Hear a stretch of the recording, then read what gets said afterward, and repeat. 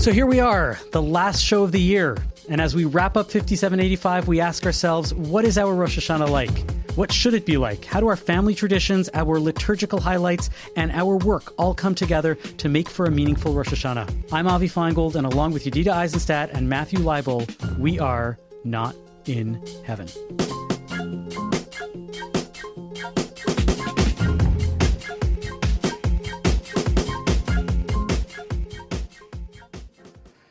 Hello, Yedida. Hello, Matthew. How's it going? Pretty good. It goes, man. It's like the week before Yontif. It's stressful time. It's busy. It happens. We can't stop time, much as we might like to. I know, but it's like, how's it going? It's going busy. I have to say that the dreaded logistics conversation of like what's happening over the next like few weeks or whatever is worse for the like Rosh Hashanah Yom Kippur Sukkot thing than it is for Pesach. So I am very grateful because very last minute, my family is going to the Rising Song Institute at Pearlstone for Rosh Hashanah. So I have to like pack us up, but that's a different muscle than like planning all the meals and all the shopping. And so what is that? I shul early to feed I don't know the what kids. that is. You got to fill me in. Like Avi, I think knows what that is, but I don't know. Pearlstone sure is an amazing environmental, organic farm and retreat center owned by the Baltimore Jewish Federation. They do a lot of environmental education. It's the place. A few weeks ago, I talked about taking my kids blueberry picking. It was there, and they had like a flower festival. And anyway, so it's a big Jewish organic educational farm. Okay. That also is a retreat center, and they have different Chag stuff. So I know that people can go for Pesach. Anyway, so they partner with Hadar. And I may have some of the facts here wrong, but I think I also have some of them right to have Rosh Hashanah. So they have a traditional Egal service, and they also have a much smaller, harder to find people traditional Mechitza Minyan. So my husband will, be number 10 in the Mechitza Minyan, and it'll, I think, be really fun. Very cool. That's awesome. That is not what I am doing. Avi, was that what you're doing? No, I am like, I'm going to also be in a very small minyan, just the typical minyan that I go to here in the suburbs of Chicago. I may be leading some davening. I haven't figured that out yet even. And I know it's a week away. The rabbi was like, yeah, you're going to do something. We'll split it up, right? And I was like, sure. Are you a prayer leader? Yeah. I mean, I have led davening. I mean, we spoke about this in the bar mitzvah world of right, but it's a whole different ballgame. No. Like hold on. So I'm saying that I started just leading services as a teen, just like Shabbos. That sports reference, Matthew? I want to note that. Can we note that quickly? That happened? That was awesome. Sorry, Avi. Keep going. No, and then when I was 20 or so, I started leading Rosh Hashanah Yom Kippur because there was a need for it for students, and I just sort of picked it up, and I did it for many years. Usually, like I said, wherever was needed. I've gone to communities. I went to Halifax a few times. I went to Fredericton. I haven't done it in a number of years. But doesn't your wife have like a big pulpit, and isn't Rosh Hashanah kind of like but I don't daven at my wife's. I don't daven at my wife's shul. Aren't you at all intrigued to go hear her though on the big day? No, I don't want this to sound judgy. No. I don't think my wife would let me get away with it. I want to know what the inner workings are in Shea Feingold. That's a much larger question of like, how do I go or not go to my wife's shul? Well, I'm not trying to make you feel bad. I'm just more curious. No, I don't feel bad at all. I'm very honest and open about the fact that I don't go to my wife's shul. It's so funny for me because I spent 17 years in a row from when I was 19 doing some kind of role in Rosh Hashanah at Sheretz Zedek Synagogue, which had such a huge congregation that they had 2 services every day for a very long time. Yeah. But Rosh Hashanah has always been so massive. If I didn't see Heather there, I'm just sharing my side. I look out and I see her in the crowd and I draw on it for just huge confidence because I would have to give a sermon. I'm just saying what it is. When the first service was full and I gave a sermon, that was like 1,200 people. I know what that's like. That's what it's like. I have given those sermons. Yeah. My wife was like, I'm going to go daven somewhere else. I'd be like, well, then go have lunch somewhere else too. I'll see you later. I would rarely see, my wife on either day of Rosh Hashanah or Yom Kippur because she was busy, whether it was the youth service and then the davening and then the sermon. And I wasn't necessarily in the main service. So there was a lot of stuff. There's always moving parts when you're a two pulpit. And the years that I had my own pulpit, I'd be away. Right. So I'd be sitting there and speaking in front of, hundreds and hundreds of people, but she was doing the same thing. So that's there. Your rhythm, your status quo is you're not together on those days and you're just so except for the meals. It's not weird at all. Got to get together for the meals. Yeah. So it's interesting that you mention Shar Zedek, because there's a Shar Zedek in Montreal, big conservative shul, and they were moving to what they call the Cineplex model. You have 5 or 6 different styles of minyanim all under one roof. And they asked me as an educator, can you set up a Beit Midrash in our library for the people they're bored, instead of going out and schmoozing, you can go and learn about the service or learn about the Torah reading or learn about something. You did tell me about this. Yeah, that's a great story. Yeah. I mean, I think this gets also to one of the potential topics we were going to discuss today. People for whom the liturgy is not especially interesting or compelling. Why are they going? I'm just so confused by that part. When Sorry. You know what, Matt? I'll push back on that and I'll say the liturgy is not compelling to everybody at some point in the service.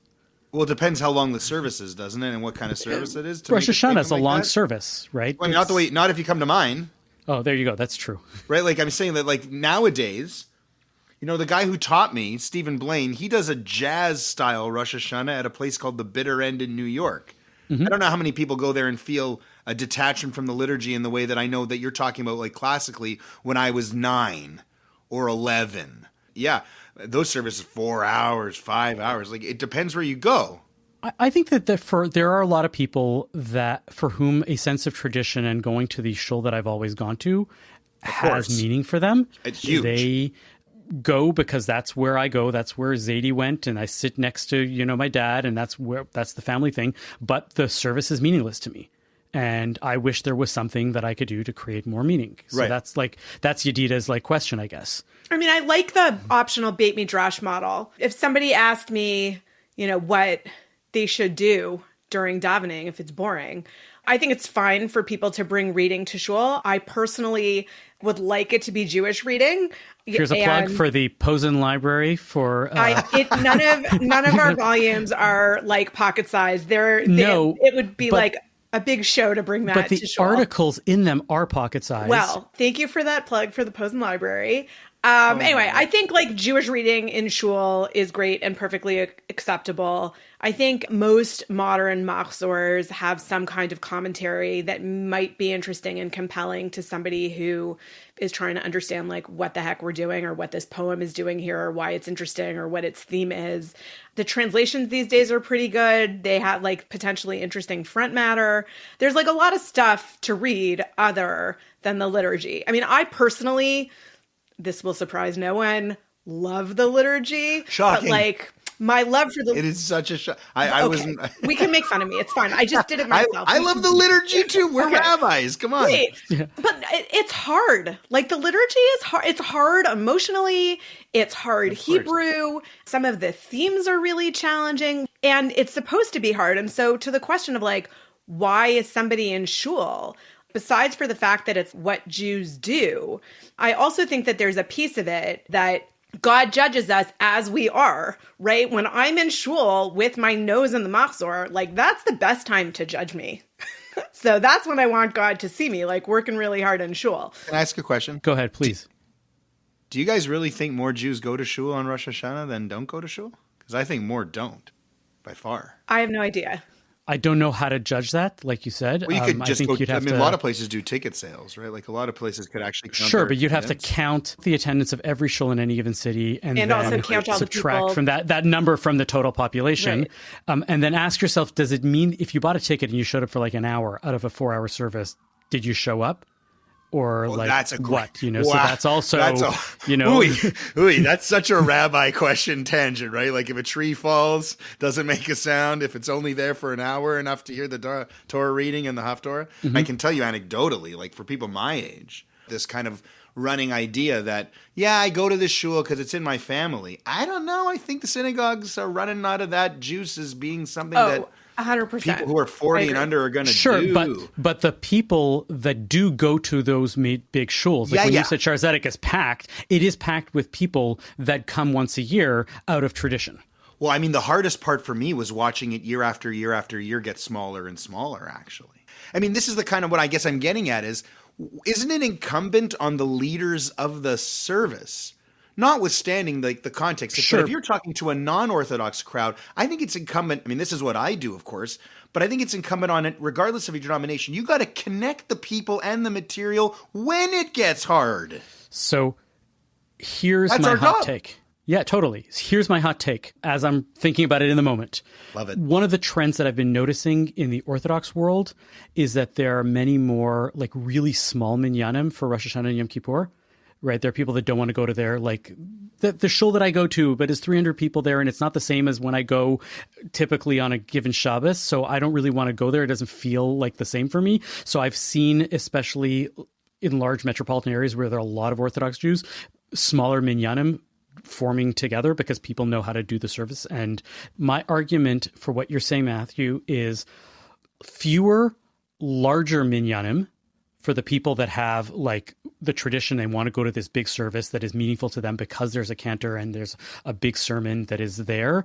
But for a lot of people, maybe start thinking more about creating your own small minyan that speaks to you and your immediate group of like your cohort of people for Rosh Hashanah and Yom Kippur.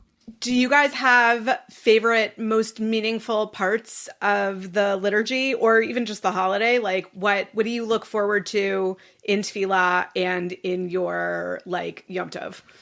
There are individual lines that always stick out for me from the service that I always like, oh yeah, let's get to that point.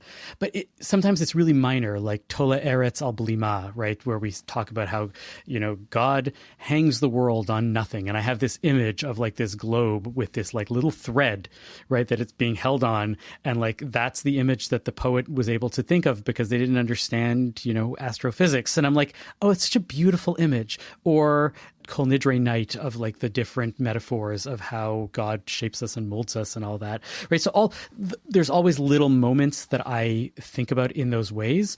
I try not to like do like quote unquote typical Rosh Hashanah, like the traditional meal of like brisket. I mean, you can't not serve a round challah or apples and honey, but I'm always trying to just mix it up and just say, hey, what am I in the mood for this year? It's fall. Let's do like roasted carrot soup or something like that. And what I will try to do is incorporate all of the different food minhagim, right? You're supposed to eat this because it sounds like that. And it's more than the apple and honey. And I'm sure all of you have like very specific things that you guys do. So instead of having a course of all the different foods, I try to just incorporate it all into the meal. You do all that cooking as well? You have time to do that? And I put up the sukkah. It's a crazy time. Yeah. I have to put up the sukkah too. I can't absolve myself from that. We host Erev Rosh Hashanah. As for the service, though, you were talking about the service, though, right? Like Avi got me thinking about the food. As for the service, there are parts in the shachari that I used to have to do early in the morning that I thought were really, really cool. Like even the very beginning with like Hamelech, the way you like kind of go for it, that I never heard growing up because I never got to synagogue early like that. Right? Like it wasn't until I had to start going that I did it. For me, I always feel like when I was a kid and I used to sit out there, none of the liturgy hit me. None of it. I recognize some of the tunes years later, which I guess means that some of it did hit me. But as far as the whole, I don't know. It's felt like work for so long that I always wonder if I'm having an authentic Rosh Hashanah or Yom Kippur experience, or if I'm even capable of it. Like, I don't think I have in I'll be years. Honest. Sorry, I'm going to push back on you, Matthew, because I think that it's entirely possible. I've led services, and I'm like deeply aware of the logistics of the moment, and how I always say that the best thing if you're not a good faster on Yom Kippur is to like go and lead Musaf and Ne'ilah, because the last thing on your mind is like the eating of the day. Used to enjoy that. You're I just didn't so get hungry. focused on all of those things. That's true. But I find that it was absolutely possible to still find meaning while you're doing it. The prep, the leading up to, it's really hard to get into it. But in the moment, I'm leading that service. It's like I'm so into it and I'm feeling every bit of it. Yeah, no, I totally agree. But I don't know if I'm having the authentic, like sitting in shul thinking about where I've gone wrong, like the congregant experience, where you're supposed to be kind of in contemplative silence. Like I'm always thinking, like, are we on time? What's coming up next? What page number do I have to say? I can't escape it. So I don't know if I'm having the authentic, sitting among the masses, having this communal confession. Like when you're leading the communal confession, you're kind of not part of the communal confession. It's kind of a weird feeling. Do you get what I mean? So I want to go back to the Hamelech. Growing up in Toronto, the only shofar that I ever heard was the like sad wail call to do tshuva shofar. You guys know what I'm talking about? Meaning on Rosh Hashanah or like no, like the way general... that Jews blew shofar was always this like gut-wrenching call to tshuva. As opposed to what? Just quickly, like what I'm would be the about opposite? to tell you. Okay. When I moved to Nashville, the rabbi in Nashville, Saul Strasberg, is an amazing musician, and his shofar sounded like coronation trumpets. Oh. So shofar for me now, and like I'm back in a place where it's always the sad wail, and I long for the like regal trumpeting that the shofar also is, but like has sort of, I think, been lost from the tradition. I've never heard shofar like that really anywhere else. It's a totally different experience. And like Rosh Hashanah is both God's coronation and also Yom Hadin. And so I think that sort of the two different ways that shofar can go reflects that. And I mean, we pick up different experiences of the high holidays in the different places that we live. Every Rosh Hashanah Yom Kippur long for the davening I grew up with at my parents' shul in Toronto. It was fabulous davening, and I've never had quite that davening again, right? It's the tunes you grow up with, and that's really important. I'm interested to see what happens this Rosh Hashanah, but like I miss the Nashville shofar now that I live in D.C. You highlight this thing that I teach about very often when it comes to Rosh Hashanah vis-a-vis Yom Kippur. Rosh Hashanah is never really about tshuva. Except for the Unatana Tokef, where it says Utshuva Utfila Utzedakah, right? Rosh Hashanah has no mention of tshuva in the entire service, right? It is really about the monarchy, and this is Hayom Harat Olam, the birthday of the world, right? Which is, again, another one of those images that I'm always like looking forward to. And that is the message of Rosh Hashanah, right? It is the Yom Hadin, the day that you get judged, but you get judged based on the tshuva you may have done in Elul. If you're not yet judged, you do the tshuva again the following week until Yom Kippur, but you don't do the tshuva on Rosh Hashanah. Rosh Hashanah is this day of acknowledging that we are all together and that's the community part that I resonate with, Matthew, that like, you have to be part of this group of people that you are part of, yes. That we are all subjects, right, of God and this godliness that is there. And that is, to me, the thing that you do on Rosh Hashanah. And that's why I love that, the metaphor that you're bringing up, Yedida, that you want these trumpets to sound one way and not another way. What does it sound like when you blow the shofar, Avi? Is it... Should I go get my shofar? No. I've always learned that you're not supposed to be super musical and create notes out of it, right? It's supposed to be these flat notes. Yeah. So I try to aim for that as much as possible, and I try to aim for a clean, nice sound. I remember once asking this guy that I knew there was a trumpet player who was religious. I was like, hey, can I have a couple lessons with you for like shofar? And he was like, I have nothing to teach about that. It's such a completely different instrument. There's nothing that you could learn. My wife is our shofar blower, and she was a French horn player, and it's very, I think it sounds more like Ask what her Yedida, and please report back. I think I would say it's more like what Yedida describes, like, and more like trumpets. Does she have what to like teach? Oh yeah, she would brass teach player? you how to do your lips and everything. Yeah, like that, exactly. Sure. Embouchure. Your embouchure. Oh wow! Look at you guys. I'm impressed. I played clarinet for a long time, and then I didn't. I also, for Rosh Hashanah, indulge in a lot of Trader Joe's Swedish fish heads. Yes, the Scandinavian swimmers. They're really big in our house. One nice thing about living in these United States, if we're searching for those nice things.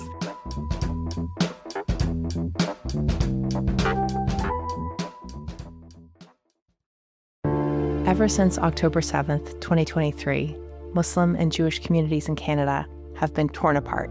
I've known you for 20 years. You've been at my house for Shabbat supper, I don't know how many times. And for 1 second, you can't put down your friend and just hold my hand? We're fed a constant stream of Jews and Muslims talking at each other, about each other, but rarely do we hear them talking to each other. There was, why are you doing this? What's the benefit of doing this? This podcast aims to do something different. I'm Avi Feingold, a rabbi and a writer with the Canadian Jewish News. I'm Yafa Sakeja, a Canadian-Palestinian entrepreneur and volunteer with the Canadian Friends of Standing Together. We're sitting down with Jews and Muslims, Israelis and Palestinians from coast to coast and across the political divide, having difficult conversations in good faith. We are not the Israeli government. Palestinians are not Hamas. This is the place where we're both supposed to end up, Israeli and Palestinian, Arab and Jewish. Subscribe to In Good Faith, wherever you listen to podcasts.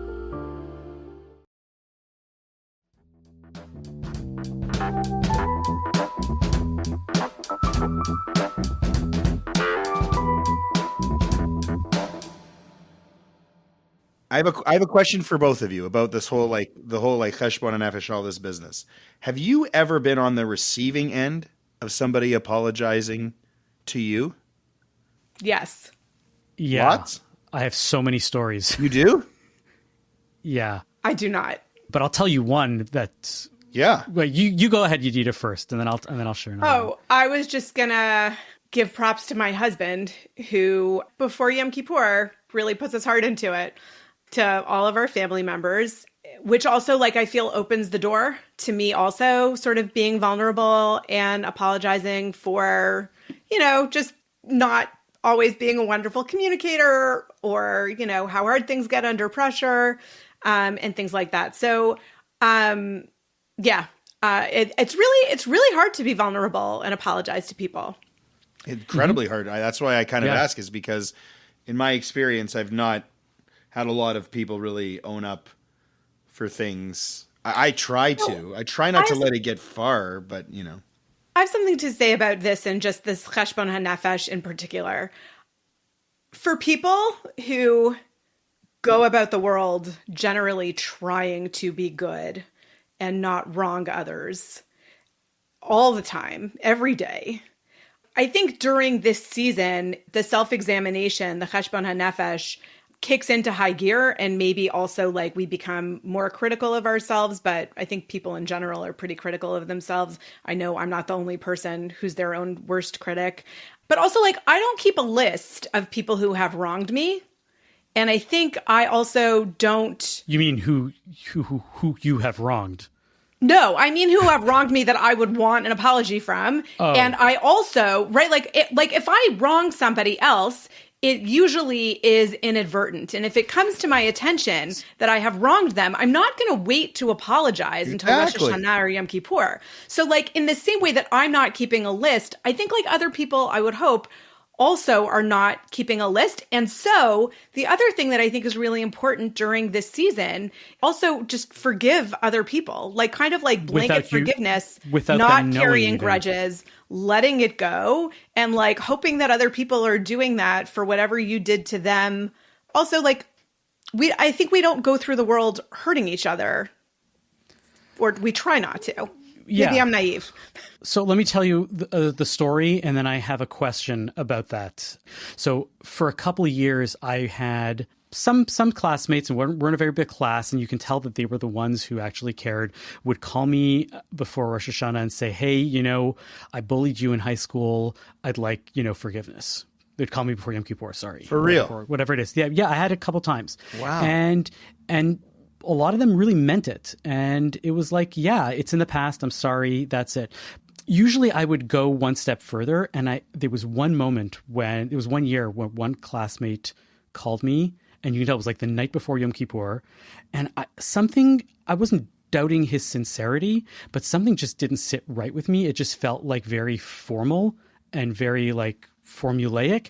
And I did the thing that I had done with other people, and it totally didn't land, where I was look, if you really care about not bullying and that you didn't like that, you now regret it, right? The Maimonidean thing of you only way that you really understand forgiveness is if you're in a situation again and you don't do that. Now we're adults. You're never going to bully me again, So I told the person, I'm giving you a conditional forgiveness.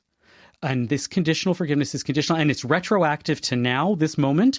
If the day after Yom Kippur, you go to your kid's school and you say, I want to be part of like the solution, and I want to make sure that my kid's school there's less bullying happening there, and I want to be actively part of it. And call me back and let me know that you did this.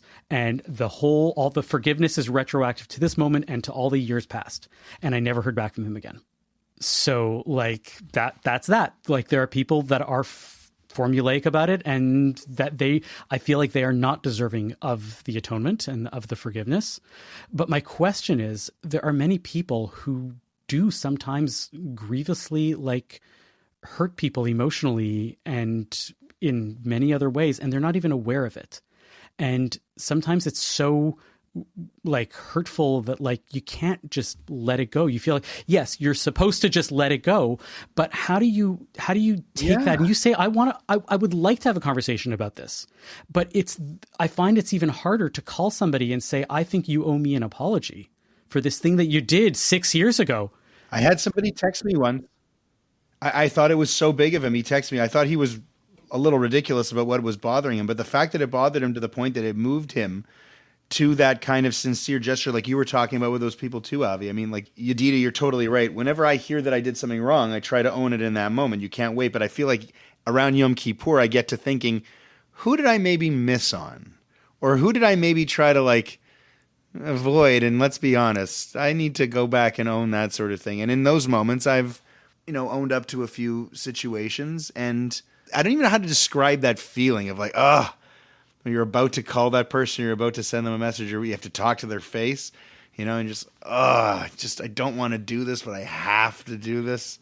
Crying out loud. But that's the asking for the apology. I'm talking about the other way. Where the asking for the apology at the end. Oh, the asking for, it's like, it's so tough. I'm supposed to not. I'm supposed to just walk away, right? I'm supposed to just forgive this person without even this, and I just feel like I can't.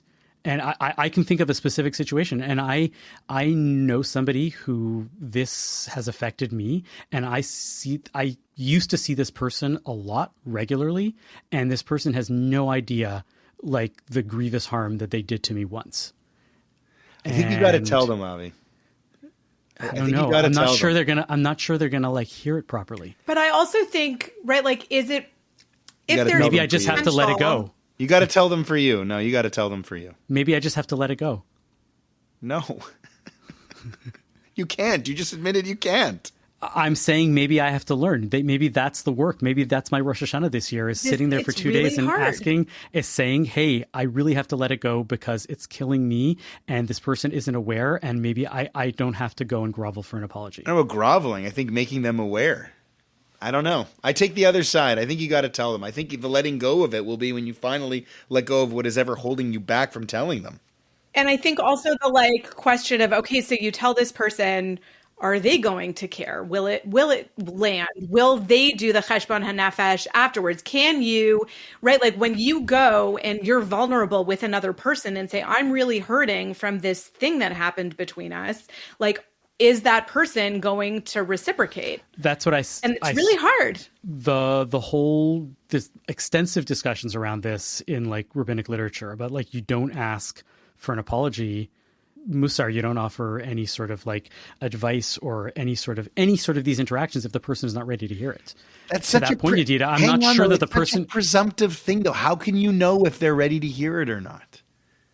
It's not right, but how bad is it if you tell them, if you put it on their radar and bring it to their attention and they don't care or hear it or are unable to apologize, it's actually But then you know where you stand with that person. I go to the said person and I say, I think you owe me an apology. And they're like, well, A, I don't think I did anything wrong. B, you're so thin-skinned for thinking that. And C, fine, I'll apologize to you, but like for whatever, right? It makes it even worse, I feel. No, the book is closed on that person as your friend, colleague, or whatever. There's finality. But that book is closed already. If you're bothered by something, you owe it to yourself to tell that person what it did to you, for sure. For sure. I don't know. Like, I don't see it making it worse. So let's wrap this up with like one last question. I'll be a little cheesy here. Do you have any in your house, in your family, in your community, way you want to be in the world New Year's resolutions as a result of your cheshbon hanefesh? I definitely am always in a constant working on my relationship with my kids. They get so much of my time. It's hard. I mean, we all know. So that's probably where the focus will be, I guess, again. Yeah. I feel like I don't make these New Year's resolutions now. I feel like they kind of come at different times, actually, by different inspirations. I'm telling you, I don't think I ever have an authentic Rosh Hashanah Yom Kippur because I'm too busy working. And so I don't know if it comes later. I don't know like when it quiets down. But yeah, mine's going to be about being a dad for sure. Like I'm still giving myself good marks, but there's always room for improvement. I'm with you in the like it happens at different times. Yeah. And not for the reasons that I'm too busy, but because when you sit down and you make the cheshbon hanefesh, even if it's genuine, you tend to fall back on the typical things that everybody says that you're supposed to do. And the same way you don't feel any different on your birthday or the day after your birthday than you did 2 days before, even though you're technically a year older, right? I find that Rosh Hashanah is singularly unhelpful for doing the real work of the cheshbon hanefesh, and the personal internal work that you need is actually probably just as easy, if not easier, than doing that interpersonal one. And if you're not good at doing those apologies to other people, you're never going to really do a genuine cheshbon hanefesh. You're never going to sit down with yourself and say, let's be honest, I'm really bad at doing this and I have to change it. And if I can't, then that's a problem. And whatever, people are not honest to themselves if they can't be honest to other people. Yedida, what's yours? You know, all the parenting stuff for sure, but maybe also like trying to be a better friend. I think I'm a pretty good friend, but I'm not good at making times to talk to people. I feel like from, wake up until bedtime, it's just like go, go, go, go, go. If I'm not like driving in the car or out on like a rare walk other than to pick my kid up from the bus stop, not really talking, I'm not in touch with people. So I would like to be better in touch with the friends I've picked up along the way. It's a nice sentiment. Obviously, It's important to you. I think that's ultimately, at the very least, you don't have to go around like being cliche, making apologies or whatever, but at least this kind of exercise at this time of year in any kind of capacity is healthy for people because it kind of refocuses you, right? Like it's so easy to lose our focus that this kind of annual reset it's a good thing. It's such a good thing. I'm very happy with it. I definitely don't deny. I think that that's actually very important to have these moments and to have a formalized moment. As much as I don't like this moment is the moment that I have to sit and think about whatever, if you didn't have Rosh Hashanah and Yom Kippur, we may never do it. And so even though you're right, the best time to do tshuva is the time that the moment that you realize that you have to do that tshuva is the time. You don't get to say, well, I'll push it off till Elul, or I'll push it off till Yom Kippur, and then I'll do it that moment, right? The moment that you actually feel like you're ready to do this and that you have to ask for the apology to yourself or to others is the time that you got to do it. Put yourself in a frame of mind to get that going, because maybe it might inspire you today and it might inspire you in 3 months. Yep. But yeah, we still need that annual reminder to do that. Let's get to textual healing. Textual healing. It's time for some textual healing. Let's get biblical. Tell me a parsha, and we'll make it physical. Textual healing. It's time for some textual healing.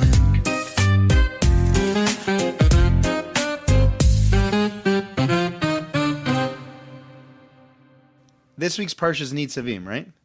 Yeah. Mm-hmm. No, yeah, like the idea that the Torah is not so far away, it's not in heaven, but it's right here, is in this week's parsha. So we need to give a little shout out to the Torah inspiration for our podcast. You're taking away my textual healing for today, dude. I'm sorry. Go for it. It's all good. I'm sure you guys have different angles.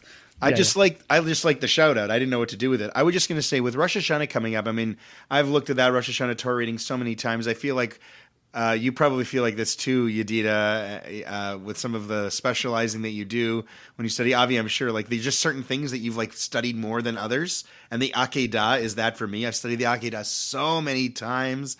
I love it. It's great. But the two Rosh Hashanah Torah readings together back to back, I just love that in both of them, the character at the end looks up and sees something that ostensibly was there before, but they just didn't notice it. At least that's the way I always read it, right? Like Hagar looks up and sees the well or the spring of water in the wilderness to help her and Ishmael. And Abraham looks up and he sees the ram to sacrifice instead of Isaac. But I just love this idea that in these moments where we're searching deep and we're trying to come up with a New Year's resolution, or we're trying to get back on the right path, like real tshuva, a lot of times the answer is right there in front of us. And we're either just too proud to admit it or even see it, or we need we need God, or we need somebody to get in there and refocus the way we look at it and change our perspective so that we can see it. But I always really, really related to those back-to-back days, that message of a character looking up and seeing something that it always felt was there all along. It doesn't say God made the well of water. It doesn't say God put the ram there, right? It's written so that they look up and they see them there, made it feel like it was always there. They were too distracted. How much of our lives are we too distracted to see what's in front of us that could help us with our tshuva? Yedida, please hit us with some textual healing. Okay, so mine is also Rosh Hashanah Torah reading oriented.